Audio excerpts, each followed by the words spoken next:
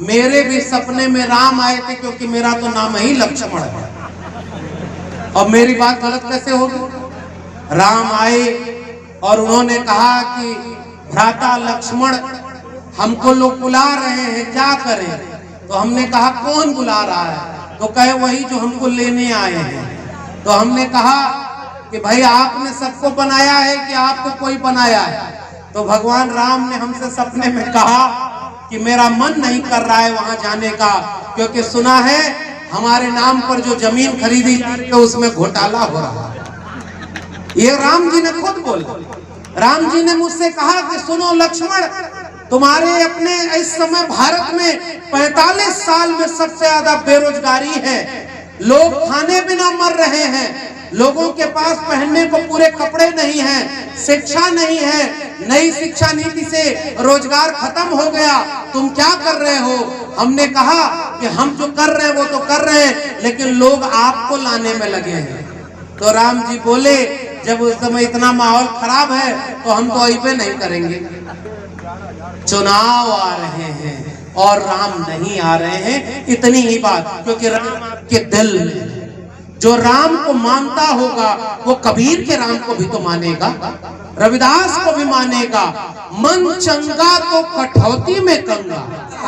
और ओबीसी समाज के लोगों, आपने तो पेरियार ललित सिंह को पढ़ा ही नहीं, आपने तो इन महापुरुषों को पढ़ा ही नहीं। आप पढ़ते तो ये समझते। आप उस समय जो लड़ाई लड़ रहे थे वो लड़ाई 2017 तक पहुंची, जब इसी उत्तर प्रदेश में मुख्यमंत्री के बेटा रहे, खुद 5 साल मुख्यमंत्री रहे, विदेश से पढ़कर आए, और जब मुख्यमंत्री आवास से निकले तो उनके मुख्यमंत्री आवास को गंगा जल से धुलाया गया। तब ओबीसी समाज के लोगों को समझ में आया कि हम तो अपने को क्या समझते थे, ये तो हमको खुद ही अछूत समझ रहे। ये है उनके मन में हमारी शंका। स्वामी प्रसाद मौर्य जी आने वाले थे, उन्होंने पूछ दिया कि ढोल गंवार शूद्र पशु नारी सकल ताड़ना के अधिकारी में शूद्र कौन है? तब जाकर के आज एक नेता, मुख्य विपक्षी दल है, उन्होंने सदन में खड़ा होकर के उत्तर प्रदेश के मुख्यमंत्री से पूछा कि मुख्यमंत्री बताएं कि शूद्र कौन है। उसी समय में टीवी डिबेट में बैठा था और मेरे टीवी डिबेट में 2 बाबा साधु बने हुए लोग बैठे थे। मन ना रंगाए रंगाए जोगी कपड़ा, याद है ना? कबीर साहब याद है ना? मथवा मुड़ाए और बरवा बढ़ाए और दढ़िया बढ़ाए, जोगी हो गई ना बकरा, और मन ना रंगाए रंगाए जोगी कपड़ा। मैं जब जोगी कह रहा हूं तो आप लोग कंफ्यूज तो नहीं है ना? मैं किसी और की तरफ इशारा नहीं कर रहा हूं लखनऊ की तरफ, मैं कबीर साहब की बात कह रहा हूं। माला तो कर में फिरे, जीव फिरे मुख माए, और मनवा तो 34 फिरैया तो सुमिरन ना। मैं तो तेरे पास में, ना मैं मंदिर ना मैं मस्जिद ना काबे कैलाश में, ना मैं जप में ना मैं तप में ना मैं व्रत उपवास में, खोजी हो तो तुरते मिली हो पल भर की तलाश में। कहे कबीर सुनो भाई साधो, मैं तो हूँ विश्वास में, और आपको बाहर बड़ा करके लड़ाया जा रहा है। 2-2.5 महीने और बचे हैं। अगर आपने अपने वोट का सही इस्तेमाल नहीं किया तो आने वाली पीढ़ियां गुलाम पैदा होंगी। इसलिए बहुत मुश्किल समय है, मैं आपको ये संकेत करने आया। आपके सामने खुलेआम झूठ बोला जा रहा है भाई।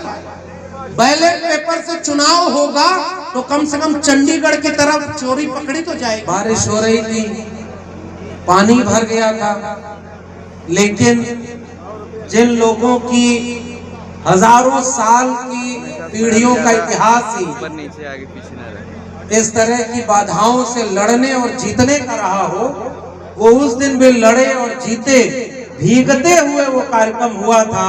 और उसके बाद आज इतनी धूप है, मौसम बदला है।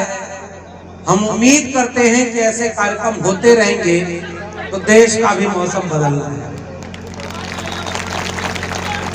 मंच पर बैठे हुए हमारे भाई नीरज पटेल जी, जिनको आप सुनते होंगे, एक समय रहा जब इस तरह के विचार, आप इस पर देखेंगे पीछे बहुत से वरिष्ठ लोग बैठे हुए। कोई अर्जक संघ से जुड़ा है, कोई सामाजिक न्याय के किसी और आंदोलन से जुड़ा है, शायद आप उनका नाम भी नहीं जानते होंगे। और हमारा नाम आप जानते हैं, तो ये हमारी जिम्मेदारी है इस बात को कहने की कि हमारे पीछे की पीढ़ियों ने अगर संघर्ष करके वो जमीन न बनाई होती तो चाहे नीरज भाई हो चाहे हम जैसे लोग आज यहाँ तक नहीं पहुंच पाते। इसलिए उस हजारों साल के संघर्ष का जो परिणाम है उसकी वजह से हमें आज ये मौका मिला है कि हम अपने इतिहास को याद करते हुए अपनी बात बिना डरे बिना झुके बुलंदी से कहना शुरू करें। इसलिए उन पुराने लोगों को हमेशा सम्मान की नजर से देखें। वो लोगों ने बहुत मेहनत की, बहुत सारे लोग मंच पर बैठे, तब न सोशल मीडिया हुआ करता था न कोई टेलीविजन चैनल, एक कार्यक्रम करना भी कितना मुश्किल रहता हो। और जिसकी बात हम करने यहाँ इकट्ठा हुए हैं पेरियार ललई सिंह जी की, उनका इतिहास अब उनके घर में खड़े होकर क्या बोला जाए। हमारे लोग तो हमसे ज्यादा जानते हो, वो लोग लड़ाई लड़े इसलिए हम लोग यहाँ खड़े हैं। आप कल्पना करिए, वरना आज का समय क्या है। आज का समय यह है कि हमारी झोपड़ी के भाग आज खुल जाएंगे, समझ रहे हैं ना? आपकी झोपड़ी के भाग खुल जाएंगे जब कह रहे हैं कि राम आएंगे। अच्छा, गए कहां थे? ये सवाल तो इस देश के राम भक्तों को भी पूछना चाहिए कि हमारे भगवान का अपमान क्यों कर रहे हो? कहां गए थे? किधर गए थे? हम आज समय ऐसा आ गया है कि वहां से नारा दिया जा रहा है, जो राम को लाए थे हम उनको लाएंगे। कहां से लाए थे? कहां से? लेकिन आप एक बात और समझिएगा, हम लोग को ऐसी टिप्पणी भी नहीं कर देनी है जिससे, क्योंकि उनके भी लोग अगल बगल होंगे ना कि आपके ऊपर केस मुकदमा करके अंदर कर दें। हमें उनकी बात ही नहीं करनी। हमें क्या करना है? हमें वो सवाल पूछना है जो पेरियार ललई सिंह पूछ गए। कोर्ट में मुकदमा हुआ, किताब जब्त की गई, मुकदमा लड़े, उसके बाद जीते, और जितना मुकदमा लड़ने में खर्चा हुआ उसको भी देना पड़ा। तो हमें जो कहना होगा हम उनकी किताब से कहें, क्योंकि हमारे पुरखों ने, देखिए एक तो बीमारी है ना, जाति व्यवस्था एक बीमारी है, और उस बीमारी का इलाज हमारे लोगों ने बहुत समय से किया। लेकिन आज हम उस बीमारी का इलाज करने के लिए हमारे पास क्या करना है? कोई भी बात हम अपने मुंह से क्यों कहें जब हमारे पास एक से एक डॉक्टर मौजूद है।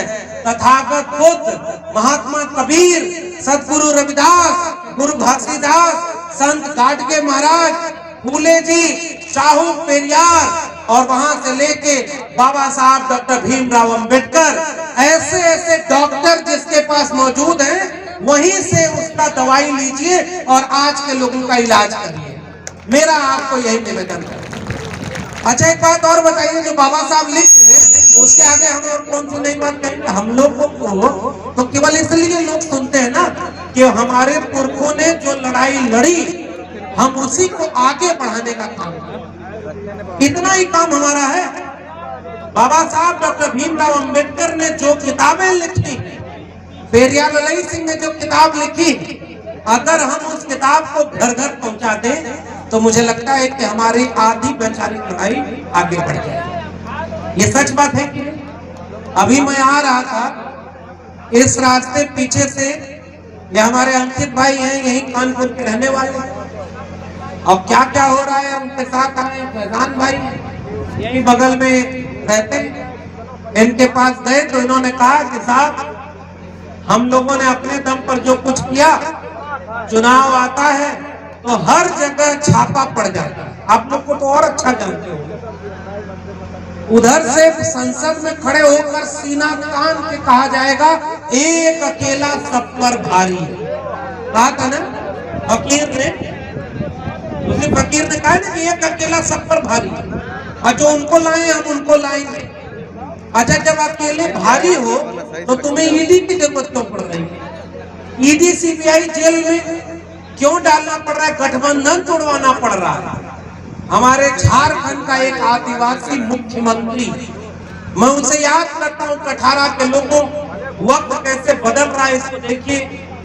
आरएसएस के लोग कहते थे कि वनवासी हैं ये जो आदिवासी हैं, और वहां एक मुख्यमंत्री, उसको राजभवन से गिरफ्तार किया गया।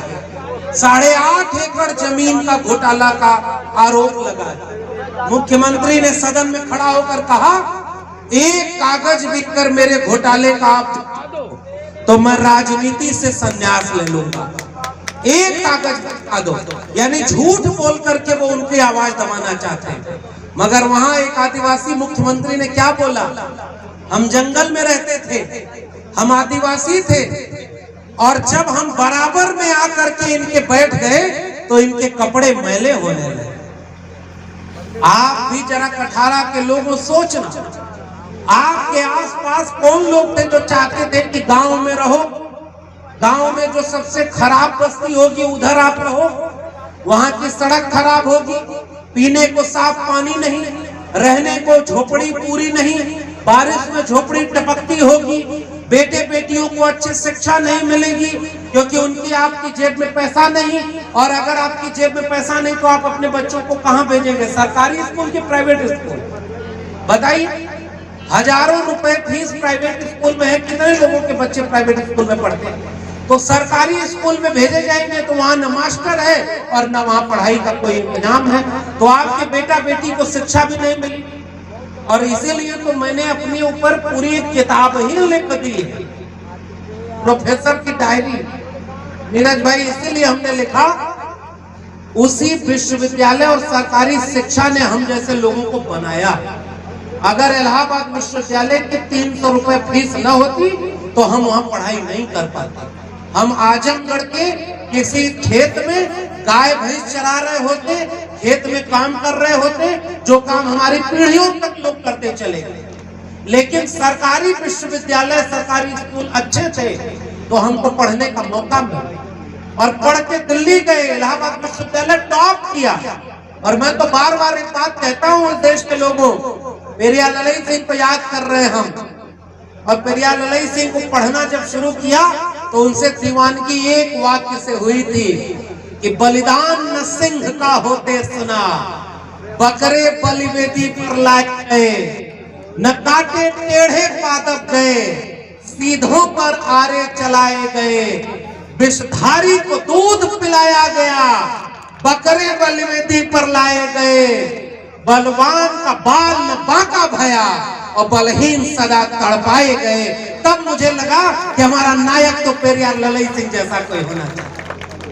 आप बताओ कि शेर की बलि क्यों नहीं दी जाती? एक लाइन का वाक्य पूछा पेरियार ललई सिंह ने। और अभी मैं जब आ रहा था तो देखिए, पाखंड और अंधविश्वास, उसका इलाज अभी जब नीरज भाई बोलेंगे तो इतना अच्छे से करते हैं, और वो इलाज जरूरी है हमारे समय के लोगों के लिए। नहीं तो हमारे लोग भी आजकल वही वाला झंडा लेकर के अपनी अपनी झोपड़ी का भाग जगाने निकल गए। उनको ये नहीं समझ में आया कि शिक्षा बर्बाद हो गई, झोपड़ी में अंधकार आ रहा है, लेकिन है कि वो आएंगे तो आंगना सजाएंगे। अच्छा, एक बात बताइए, वैचारिक लोग आएंगे तब आप क्या करेंगे? बाबा साहब डॉक्टर भीमराव अंबेडकर, महात्मा ज्योतिराव फूले, पेरियार ललई सिंह यादव तक की एक विरासत है, और उस विरासत में इसी तरह के आसान भाषा में आपको सवाल पूछा गया। और सवाल पूछा गया कि अगर आपके देवी देवता हमारे थे तो मंदिर में पुजारी हमारा काहे नहीं है? भाई, सीधा सा सवाल तो मेरा है। और इस बात को इस तरह भी समझिए कि जितना आज की तारीख में मंदिर का चंदा जाता है वो किसके जेब में जाता है? मैं एक आसान कहानी सुनाता हूं और जो सच्ची घटना पर आधारित है। झूठ मैं बोलता नहीं क्योंकि मैं भारत का प्रधानमंत्री नहीं हूं, मैं एक प्रोफेसर रहा हूं और सच बोलने की आदत है। एक आदमी, नोटबंदी हुई थी, नोटबंदी याद है ना? लाइन में लगे थे ना आपको? भारत के प्रधानमंत्री ने क्या बोला था? घर में शादी है, नोट नहीं है। आपका मजाक उड़ाया और आप फिर उन्हीं की जाल में फंसने के तैयार। नोटबंदी हुई, 500,000 का पुराना नोट बंद हो गया। एक आदमी बैंक में जमा नहीं कर पा रहा था, सोचा कि चले इससे भगवान को ही खुश कर दे। उनको क्या पता, गया पुरानी वाली 500 1000 की नोट मंदिर में चढ़ाने लगा। अचानक एक आदमी बीच में आया और कहा कि रे मूर्ख, ये 500 और 1000 की पुरानी नोट क्यों चढ़ा रहा है, ये नोट तो बंद हो गई है। तो वो आदमी बोला, धीरे बोलो, तुमको पता है कि नोट बंद हो गई, हमको पता है कि नोट बंद हो गई, भगवान को थोड़े ना पता है।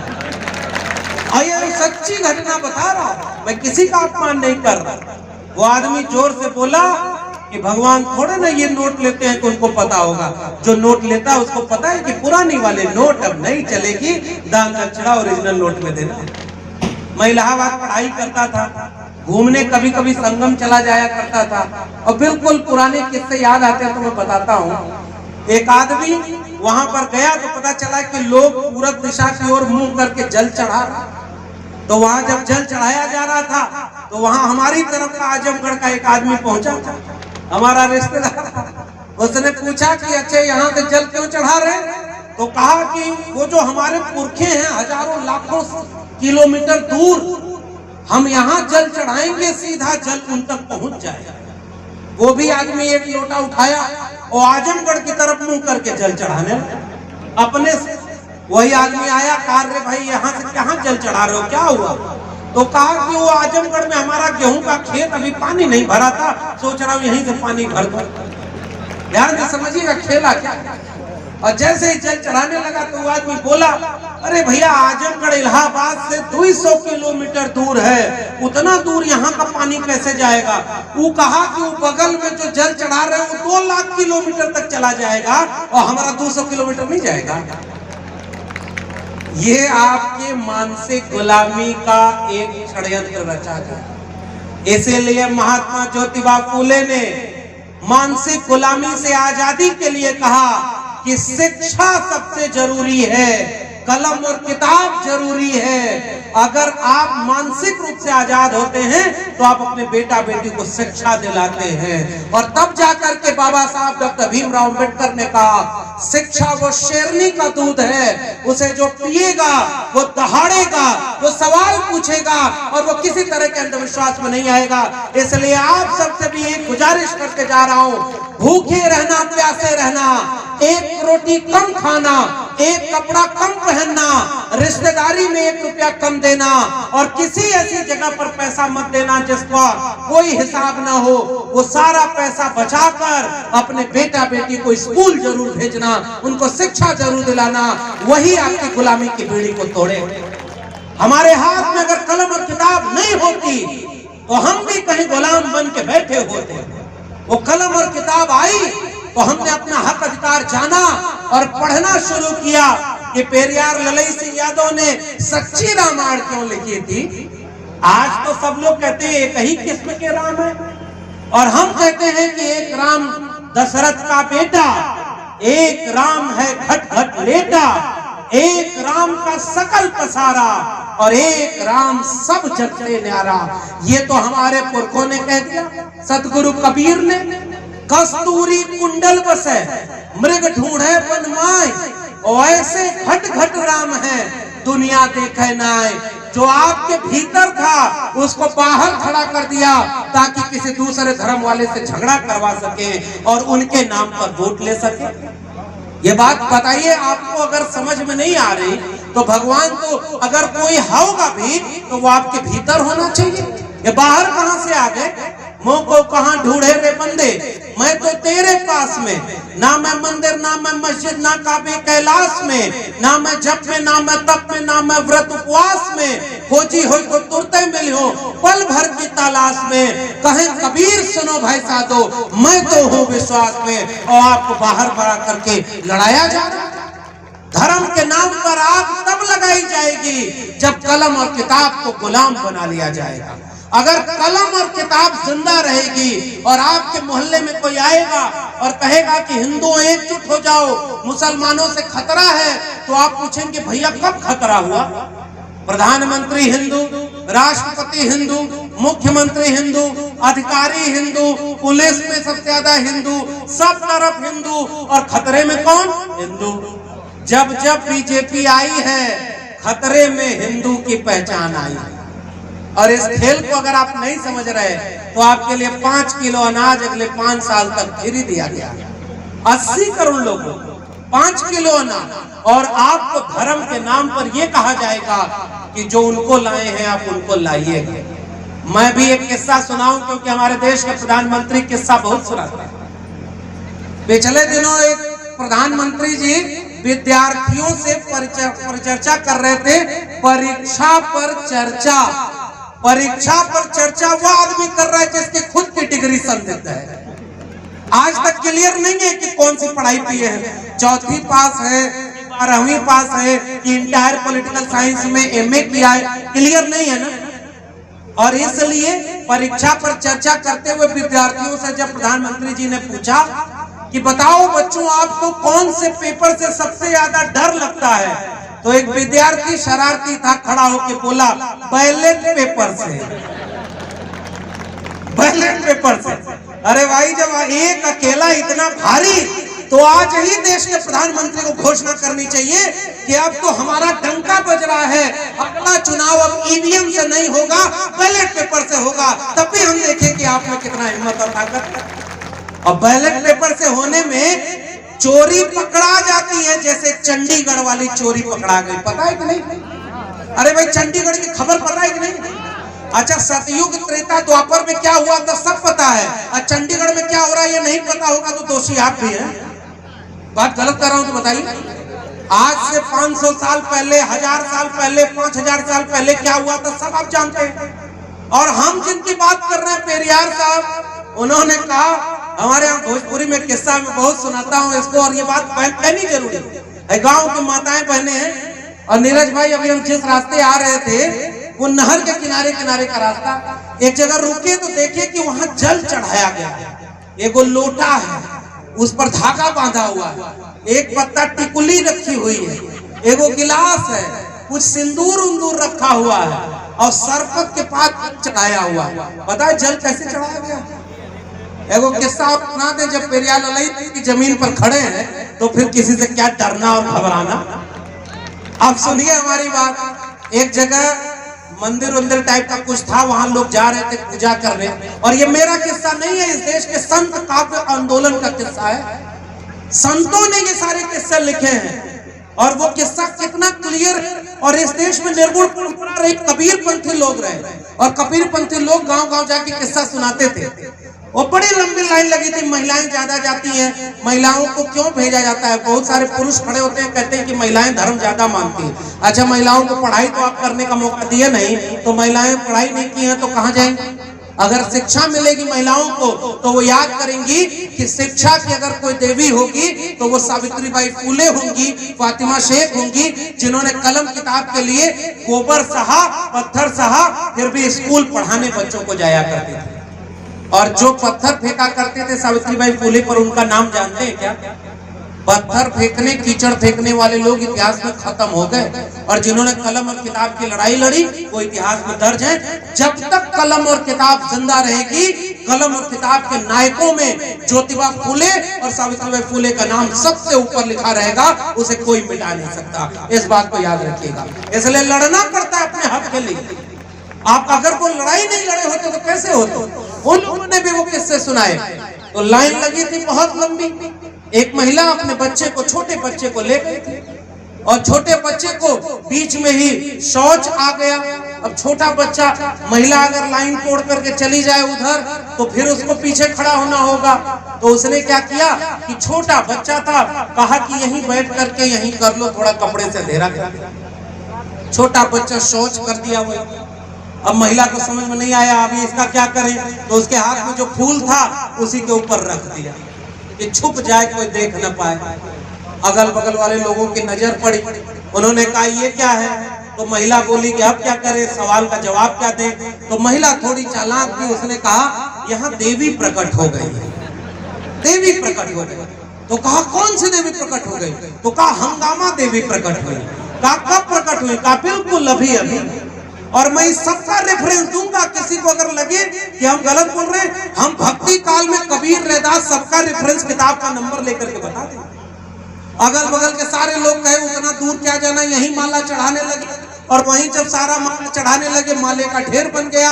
अचानक मंदिर के व्यवस्थापक लोग लौटे और उन्होंने कहा कि ये क्या हुआ? तो कहा देवी प्रकट हो गई। कहा अरे ऐसे कैसे देवी प्रकट हो जाएंगी, यहाँ तो दक्षिणा वाला भी डब्बा भी नहीं रखा है, इसलिए हटाओ जरा देखो इसमें। और अंत में गए तो क्या मिला? अब मैं और कुछ नहीं बोलूंगा। समझदार को गांव में कुछ 4 बच्चों ने गधा मार दिया।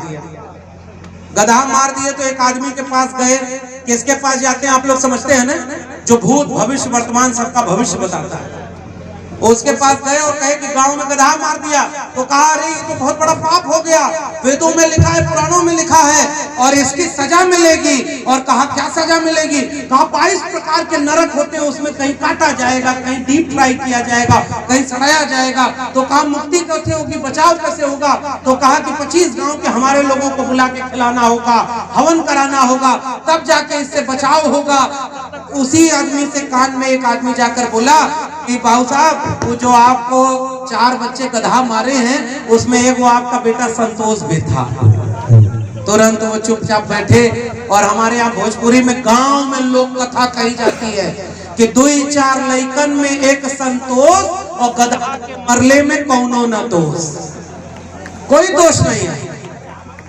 आपके बच्चे को अगर परीक्षा में नौकरी नहीं मिल रही, परीक्षा में नंबर नहीं मिल रहा, तो एक पाखंडी कोई आकर कहता है कि बेलपत्री पर शहद लगाओ और फला जगह लेकर चिपका दो, आपका बेटा परीक्षा पास कर जाएगा। कुछ दिन बाद अखबार में खबर छपी कि उसका अपना बेटा 8वीं में फेल हो गया। ऐसे लोगों की कथा सुनने आप भी तो जाते हैं, जाते हैं कि नहीं जाते? ये जितने कथावाचक हैं, इनकी डिग्री कभी आपने चेक की? आप किसी डॉक्टर के पास जाते हैं तो पता करते हैं कि नहीं कि डॉक्टर पढ़ा लिखा है कि नहीं? एक वो मटका खरीदने जाते हैं तो उसको ठोक बजा कर देखते हैं कि नहीं? और आप अपना पूरा विश्वास और अपने बच्चों का भविष्य जिनको सौंप रहे हैं, आप उनको जानते नहीं। इसलिए मेरी गुजारिश आपसे, गांव के लोगों, आपको पता नहीं है कि लखनऊ और दिल्ली में कौन लोग बैठे हैं।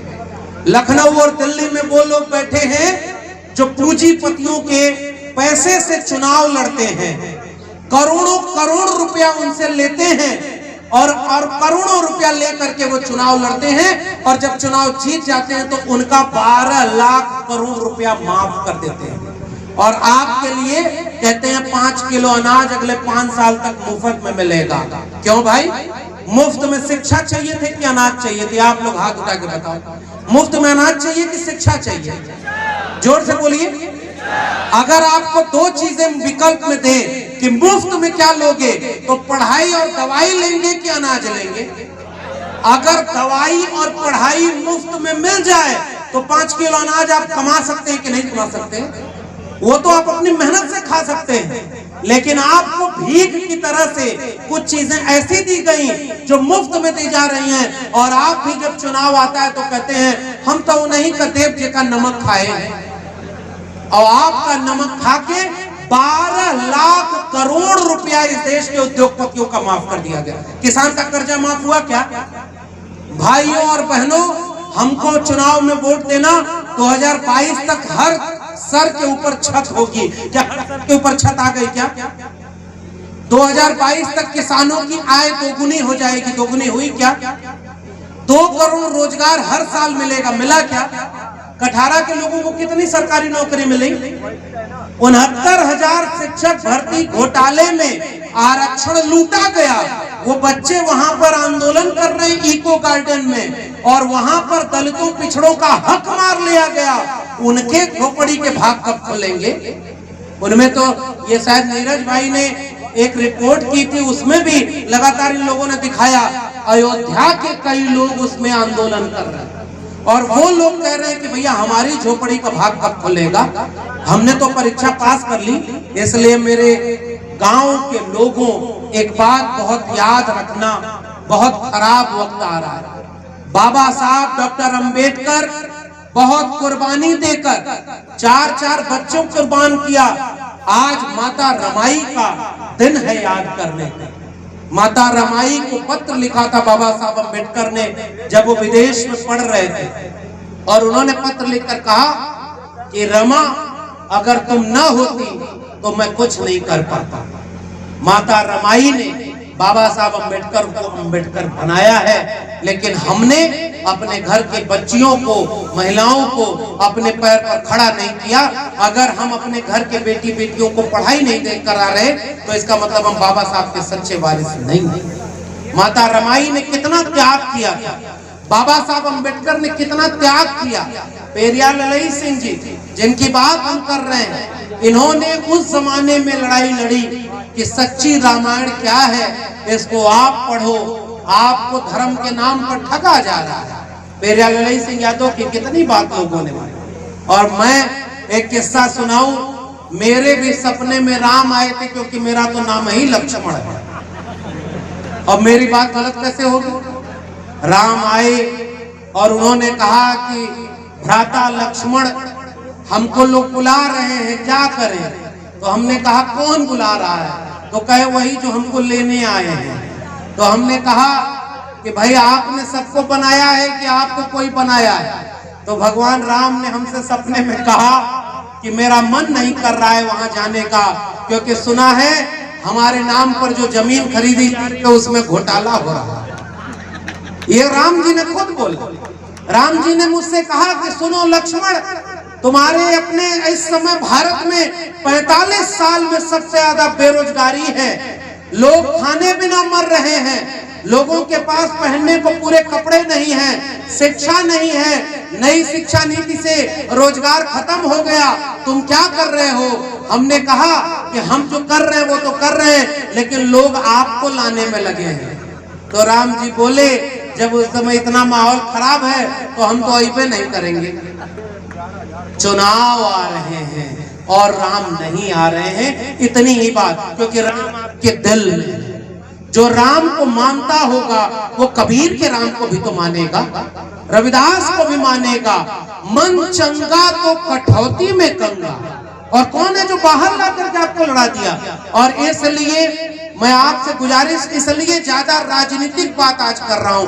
आपको लगेगा कि ये तो प्रोफेसर आदमी, इनको तो यहाँ खड़े होकर ये भाषण सुना दिखता कि पेरियार ललई सिंह जी ने क्या किया, उनके जीवन में क्या संघर्ष रहा, उन्होंने कौन सी किताबें लिखी, बाबा साहब अम्बेडकर ने कौन सी किताबें लिखी, मान्यवर कांशीराम ने चमचा युग में क्या लिखा, डॉक्टर राम मनोहर लोहिया ने हिंदू बनाम हिंदू में क्या लिखा, कैसे तुम्हारी छह लिखी राहुल सांकृत्यायन ने।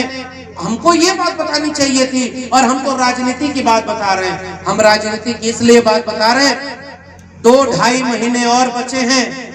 अगर आपने अपने वोट का सही इस्तेमाल नहीं किया तो आने वाली पीढ़ियां गुलाम पैदा होंगी। इसलिए बहुत मुश्किल समय है, मैं आपको ये संकेत करने आया। आपके सामने खुलेआम झूठ बोला जा रहा है भाई। बैलेट पेपर से चुनाव होगा तो कम से कम चंडीगढ़ की तरफ चोरी पकड़ी तो जाएगी, पकड़ी गई कि नहीं? 20 वोट था सत्ता पक्ष का और 20 वोट विपक्षी दलों के पास था, 16 वोट उनका था। 16 वोट में से एक भी कैंसिल नहीं हुआ, और जितने विपक्षी दल वाले वोट थे उनमें से 8 वोट कैंसिल हो गया। खेल समझिए। आप कहते हैं कि लोकतंत्र और संविधान बचाए, कहां बचाए ये बताइए। 8 वोट कैंसिल हुआ, और 8 के 8 वोट किसके कैंसिल हुए? विपक्षी दलों। और कैंसिल कौन कर रहा था? वहां एक अधिकारी बैठा हुआ कलम चला रहा था, और उसको अचानक याद आया कि यहाँ तो कैमरा लगा है, कैमरा लगा, और उस कैमरे में पकड़ा गया। सुप्रीम कोर्ट में मुकदमा आया, सुप्रीम कोर्ट के जज ने कहा ये लोकतंत्र का गला घोटा जा रहा है, और इसलिए तुरंत रोक लगाई जाए और उस चुनाव पर फिर से जांच की जाए। आपका लोकतंत्र कितना बचा? बाबा साहब अम्बेडकर ने 26 नवंबर 1949 को एक बात कि आज से हम अंतर विरोधों के दौर में प्रवेश कर रहे हैं। हमने एक व्यक्ति एक वोट का अधिकार तो दे दिया, मगर जब तक इस देश में सामाजिक और आर्थिक बराबरी नहीं आएगी तब तक इस राजनीतिक बराबरी का कोई मतलब नहीं है। आपके गांव में सामाजिक और आर्थिक बराबरी आ गई क्या? एडीआर की रिपोर्ट कहती है कि सबसे ज्यादा पैसा किसके पास कम हुआ है? 32 करोड़ लोग गरीबी रेखा के नीचे आ गए। तभी ना 5 किलो अनाज अगले 5 साल तक दिया जाएगा। आप 5 किलो अनाज खाओ, और उनको वोट दो। क्यों? अरे भाई, इस बात को बताया जाए 1% लोगों के पास 40% संपत्ति का कब्जा होगा। 100 रोटी अगर एक गांव में है और 100 लोग उस रोटी को खाने वाले हैं, तो हर आदमी को एक एक रोटी मिलनी चाहिए कि नहीं मिलनी चाहिए? और देश में क्या हो रहा है? एक आदमी के पास 40 रोटी है, 3 रोटी में 50 आदमी खा रहे हैं, और 10 रोटी में इस देश के 90 आदमी खा रहे हैं, और 90 आदमी का हिस्से का 10 आदमी खा रहा है। क्या ये राजनीतिक और सामाजिक बराबरी आ गई क्या? और हम जोर से बोलते हैं जय भीम जय मंदिर। बाबा साहब अम्बेडकर ने इसलिए कहा था। और ओबीसी समाज के लोगों, आपने तो पेरियार लड़ाई सिंह को पढ़ा ही नहीं, आपने तो इन महापुरुषों को पढ़ा ही नहीं। आप पढ़ते तो ये समझते। आप उस समय जो लड़ाई लड़ रहे थे, वो लड़ाई 2017 तक पहुंची, जब इसी उत्तर प्रदेश में मुख्यमंत्री के बेटा रहे, खुद 5 साल मुख्यमंत्री रहे, विदेश से पढ़कर आए, और जब मुख्यमंत्री आवास से निकले तो उनके मुख्यमंत्री आवास को गंगा जल से धुलाया गया। तब ओबीसी समाज के लोगों को समझ में आया कि हम तो अपने को क्या समझते थे, ये तो हमको खुद ही अछूत समझ रहे। ये है उनके मन में हमारी शंका।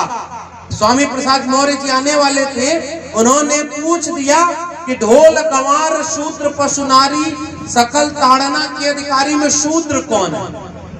तब जाकर के आज एक नेता, मुख्य विपक्षी दल है, उन्होंने सदन में खड़ा होकर के उत्तर प्रदेश के मुख्यमंत्री से पूछा कि मुख्यमंत्री बताएं कि शूद्र कौन है। उसी समय मैं टीवी डिबेट में बैठा था, और मेरे टीवी डिबेट में 2 बाबा साधु बने हुए लोग बैठे थे। मन ना रंगाए रंगाए जोगी कपड़ा, याद है ना? कबीर साहब याद है ना? मथवा मुड़ाए और बरवा बढ़ाए और दढ़िया बढ़ाए, जोगी हो गई ना बकरा, और मन ना रंगाए रंगाए जोगी कपड़ा। मैं जब जोगी कह रहा हूं तो आप लोग कंफ्यूज तो नहीं है ना? मैं किसी और की तरफ इशारा नहीं कर रहा हूं लखनऊ की तरफ, मैं कबीर साहब की बात कह रहा हूं। माला तो कर में फिरे, जीव फिरे मुख माए, और मनवा तो 34 फिरे, या तो सुमिरन ना। कोरोना माता का मंदिर बनाने वाला लोग भारत कौन सा है भाई? एक और किस्सा बताऊं, मेरे दिल्ली में हुआ था। दिल्ली में एक इलाका है जिसका नाम है हर्ष विहार, और 1.5-2 महीने पहले की बात है, गूगल करके पढ़िएगा। 2 मंजिला इमारत बनी, जैसे यहाँ से वो घर बना दिख रहा है ना, ईंटे का घर बना, अभी प्लास्टर नहीं हुआ। तो उसके ऊपर वाले फ्लोर से नाली निकली थी, तो नीचे वाली दीवार पर नाली का पानी गिर रहा था। तो पानी गिरते गिरते एक आकृति बन गई। पड़ोसी जब एक दिन देखे तो कहे, अरे यहाँ तो देवता प्रकट हुए हैं, और वहां लगे फूल और माला चढ़ाए। शाम को मकान मालिक आया, देखा लाइन लग गई है कि बड़ा दूर जाते थे। देवता का नाम नहीं ले रहा हूँ, आप जाके गूगल करिएगा। मैं किसी का नाम नहीं लेता हूँ, क्योंकि मुझे पता है यहाँ अगर किसी का नाम लेंगे तो वो बिरसा, फुले, अम्बेडकर, पेरियार का ही नाम लेंगे। बाकी लोगों को हम उस लायक नहीं समझते कि उनका नाम यहाँ से लिया जाए। हम अपने वैचारिक पुरखों का नाम लेंगे। तो ऐसे जब हुआ, और मैं फिर से कर रहा हूँ, गूगल करिएगा, मैं झूठ नहीं बोल रहा हूँ, प्रधानमंत्री नहीं। हर्ष विहार दिल्ली, और जैसे मकान मालिक आया और कहा कि लाइन लगी है और वहां जो है देवता प्रकट हुए हैं, और उसने रात भर में उस पे काला पेंट करा दिया, और सुबह जब लोग गए तो उसने कहा कि यहाँ कोई देवता नहीं प्रकट हुए, हम पलस्तर कराने जा रहे हैं। पता चला यहाँ तो जमीनी कब्जा हो जाएगी। मैं आपसे कह रहा हूँ, देवता आपके दिल में है, भगवान आपके अंदर है। अगर आपको भगवान को पूजना भी है तो वो आपके दिल में है, कण कण में है। वो कहते हैं कि जिसकी मर्जी से पत्ता नहीं हिलता, तो उसकी मर्जी से कैसे ये हो गया कि मंदिर में एक शूद्र का प्रवेश वर्जित हो गया। राष्ट्रपति रामनाथ कोविंद राष्ट्रपति होने के बाद जब पुरी के मंदिर में गए तो उन्हें घुसने नहीं दिया गया। बताओ संविधान कहाँ बचा था? राष्ट्रपति इस समय है महामहिम, जो पहली महिला आदिवासी है दिल्ली में, और एक और मंदिर में गई तो गर्भगृह तक नहीं जाने दिया गया। अरे भाई, गूगल करके पढ़ लिया करो मेरे लोगों। अचानक कोई आएगा और आपसे धर्म के नाम पर वोट मांगेगा, आप कलम और किताब के नाम पर वोट देना। बताओ मुझसे वादा करते हो कि नहीं? आपके सरकारी स्कूल के नाम पर आप वोट देंगे कि नहीं? जो पढ़ाई, दवाई, सिंचाई, कमाई की बात करेगा, आपको वोट उसको जाना चाहिए कि नहीं? और जो संविधान बदलने की बात करता है, क्या उसको वोट देंगे क्या? बताइए ना, संविधान बदलने की बात कौन कर रहा है, पता है कि नहीं? बड़ी मुश्किल से बाबा साहब अम्बेडकर ने इस देश को संविधान दिया, तो जो दिल में मनुस्मृति रखते हैं वो कहते हैं कि संविधान को बदलना है और हमें एक धर्म का राज बनाना है। बताओ, आप धर्म का राज चाहते हो कि संविधान का राज चाहते हो? बताओ, आप धर्म का राज चाहते हो कि संविधान का राज चाहते हो? यह देश न हिंदू खतरे में है न इंसान खतरे में है। अगर खतरे में है तो इस देश का संविधान खतरे में है। इसलिए अब की वोट देने जाना तो किसी को वोट दो। आखिरी बात कहूंगा, फिर और वक्ता अपनी बात कहेंगे। हमारे बहुजन समाज के लोग कहते हैं कि हमारी आबादी 90%, SC ST OBC कितने परसेंट? 90%, और गुलाम बने बैठे। आपके नेताओं का हाल क्या हो गया? किसी के 1 विधायक तो किसी का 5 सांसद, और आबादी कितनी? 90%। आपका वोट कौन ले रहा है? वो जो 69,000 शिक्षक भर्ती में आपके बच्चों को लाठी मरवाता है, और उनका OBC कमीशन कहा है कि यहाँ आरक्षण की हकमारी हुई है। बताओ, आपके बच्चे वहां धूप में प्रोटेस्ट कर रहे हैं। बिहार में एक सरकार बनी थी, 1 साल में 5 लाख सरकारी नौकरी दे दी। आपको नौकरी चाहिए कि नहीं चाहिए? बताओ भाइयों बहनों, आपको नौकरी चाहिए कि नहीं? आप समझ रहे ना किसकी शैली में बात कर रहा हूं? आप भी वोट दिए थे कि नौकरी आएगी, 15 लाख अकाउंट में आएगी, स्मार्ट सिटी बनेगा, स्मार्ट गांव बनेगा, बुलेट ट्रेन चलेगी, अच्छे दिन आएंगे। और अच्छे दिन किसके आए? 12 लाख करोड़ रुपया उद्योगपतियों का माफ कर दिया गया। आपका किसान का कर्जा माफ हुआ क्या? किसान को भुगतान समय पे हो रहा है क्या? आपका आय दोगुनी हो गई क्या? आपकी आय घट गई, लेकिन फिर भी अब लोग आएंगे, शिकारी आएगा, जाल फैलाएगा, दाना डालेगा, मगर चिड़ियों तुम जाल में फंसना मत। हमारे लोग अभी चंद्रशेखर भाई आने वाले हैं, कितना मेहनत किया हमारे भाई।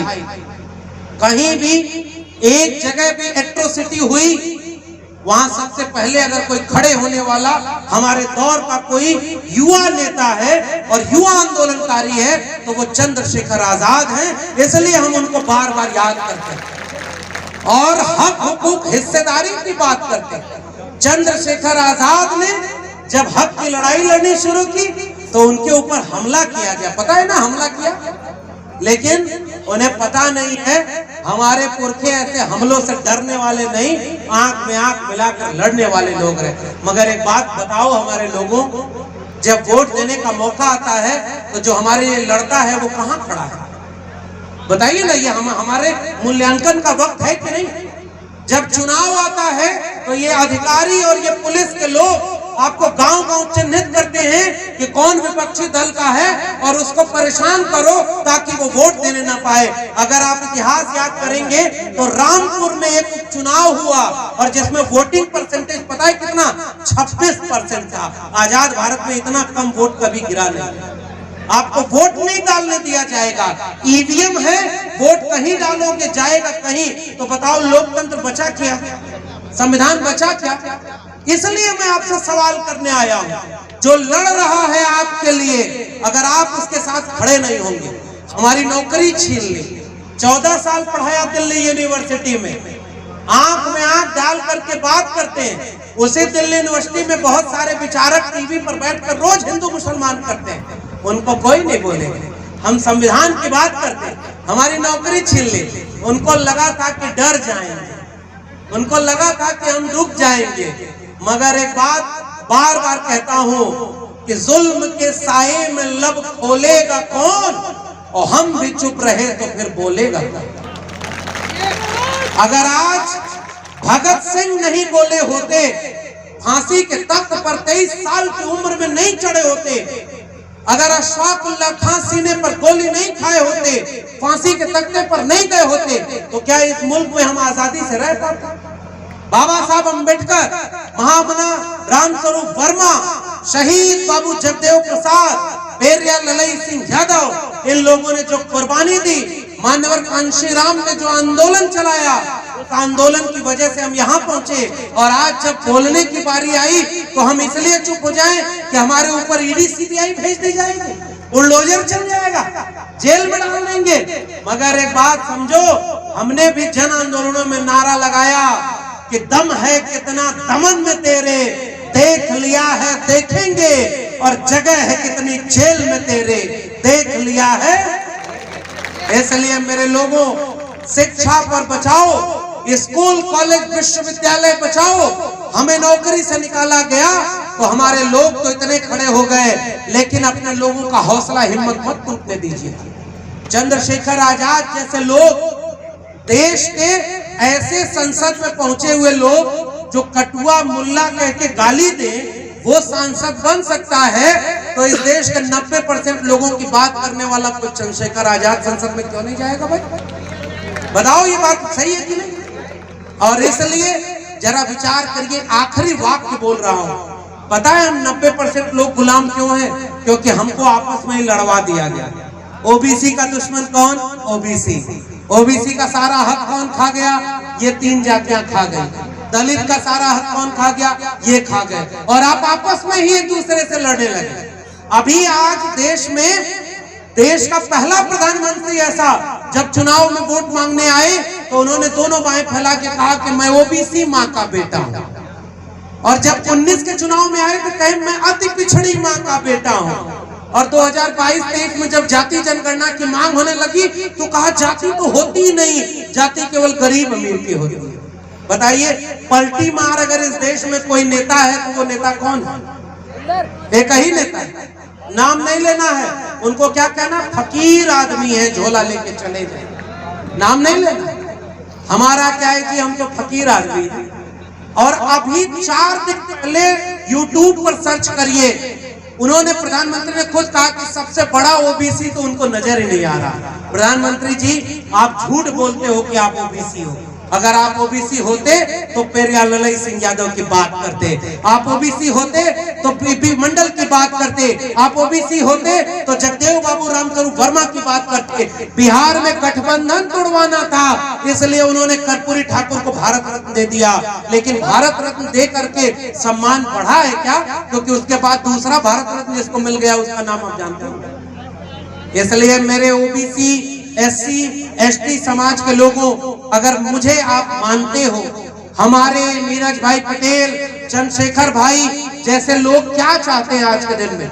हमें आपस का झगड़ा छोड़ना होगा। 10 बातें हैं ना रे भाई, ओबीसी को ओबीसी से लड़ाने वालों, एससी को एससी से लड़ाने वालों, हम सब एक बात गांठ बात है। 10 बातों में 5 में मान लीजिए हमारा और आपका विचार मेल नहीं खा रहा। ओबीसी एससी एक नहीं हो पा रहा, ओबीसी ओबीसी एक नहीं हो पा रहा, लेकिन 5 जगह पर अगर एकजुट हो जा रहे हैं तो हाथ उठाकर बताओ, 5 जगह पर एकजुट होकर के आगे बढ़ना चाहिए कि नहीं बढ़ना चाहिए? बढ़ना चाहिए। अगर हम दोनों बचेंगे तो जहां 5 जगह पर हमारा मेल नहीं है उसको बैठ करके मेल कर लेंगे।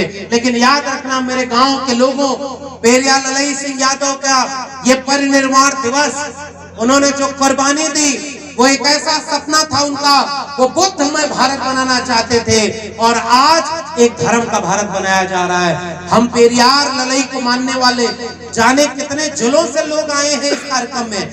हम भी सैकड़ों किलोमीटर दूर से बहुत मुश्किल से चलकर आए। हम सब लोग इतनी दूर से चलकर आए इसलिए नहीं कि कार्यक्रम अच्छा हो जाए, विजेंद्र का मेहनत सफल हो जाए, आयोजन समिति के लोगों की मेहनत सफल हो जाए, फॉर्मेलिटी हो जाए, नहीं। 3 महीने बाद यह तय होगा कि आने वाले कल पेरियार सिंह का नाम भी लेने वाले कोई होंगे नहीं। इसका इशारा मैं आपसे करके जा रहा हूं। आयोजन समिति का बहुत धन्यवाद, मंच पर बैठे हुए तमाम सम्मानित लोगों का बहुत धन्यवाद।